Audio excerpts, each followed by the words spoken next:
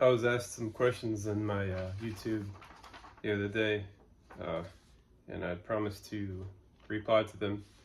It says here, so this degassing thing, does it have anything to do with all of the current methane and helium emissions increasing around Earth at the moment? From what I understand, I don't know of any increasing methane and helium emissions. I haven't even kept up with any of that, but I do know that's where helium comes from.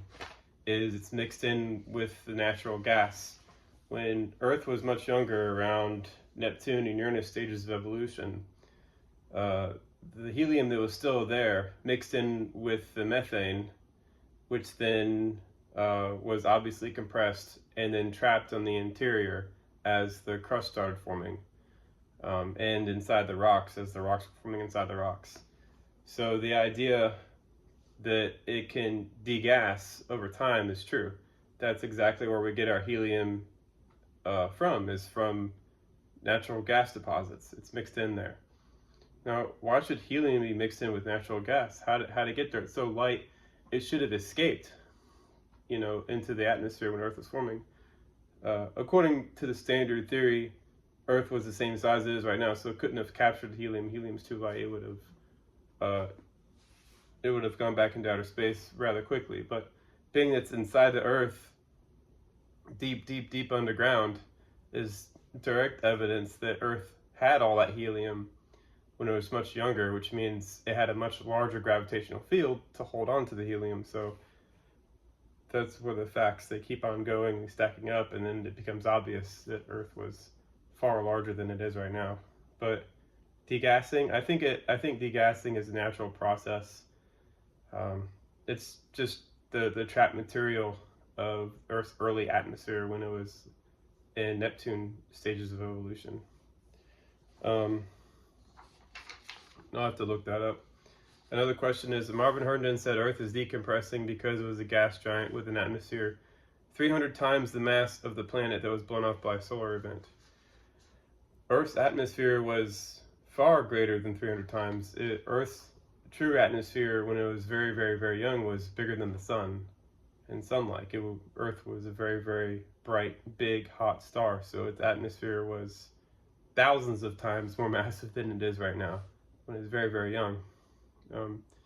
So I don't know if Herndon understands that. I've been trying to tell him that, but I don't know if he's paying attention or if anybody's told him what's going on here. I don't. And to be blown off by a solar event, that signals to me that he still looks at the solar system as being a singular construct.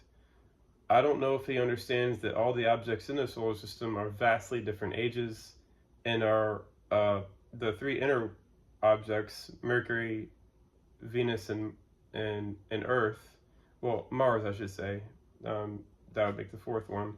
They're very dead stars, Mercury, Venus, and Mars, and they are vastly different in age. So I have Mercury as trillions of years old, Venus is hundreds of billions of years old, and Mars probably around 5 to 7 times as old as the Earth. So they all had their own evolutionary histories. They're basically fossilized, dead stars. They're Earth's future. We're looking at what Earth's going to become far, far, far into its future when it completely solidifies, loses its magnetic field, loses its oceans, loses its life, just loses everything, and just becomes a cold, dead world and just wanders the galaxy. It's a very sad, thing to see it. It says here, your explanation is interesting because it doesn't require the solar event.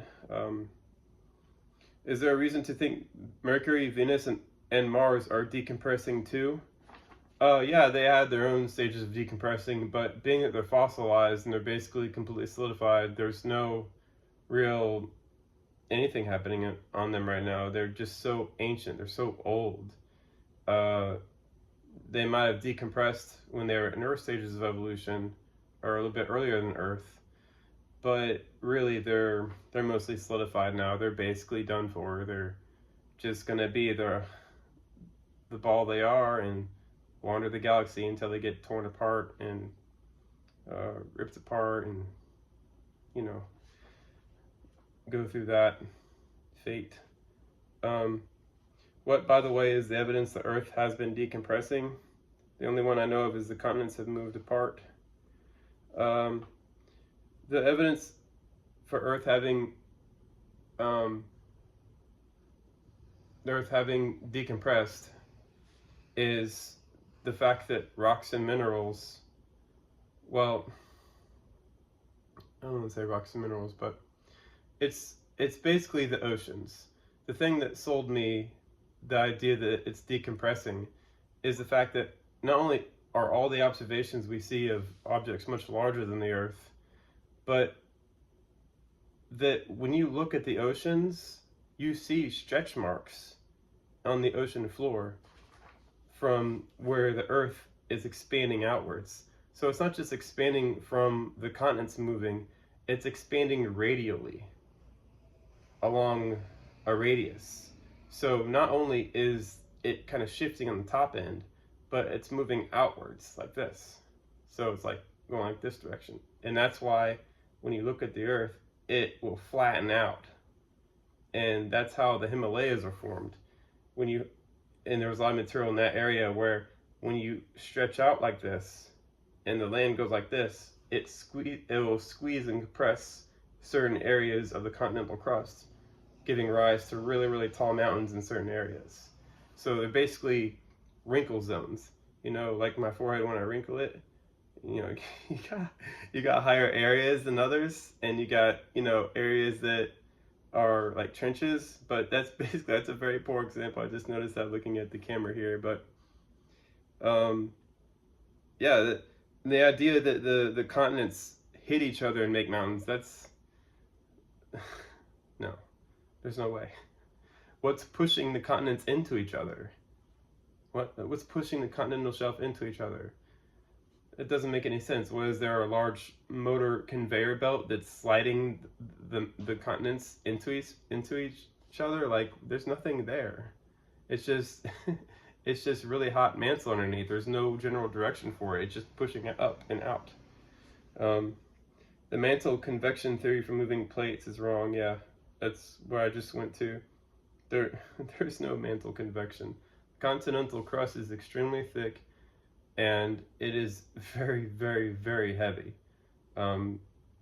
There's no way that stuff is convecting back underneath the Earth, pushing the rocks out of the way. Like, what? No, there is no convection in the mantle.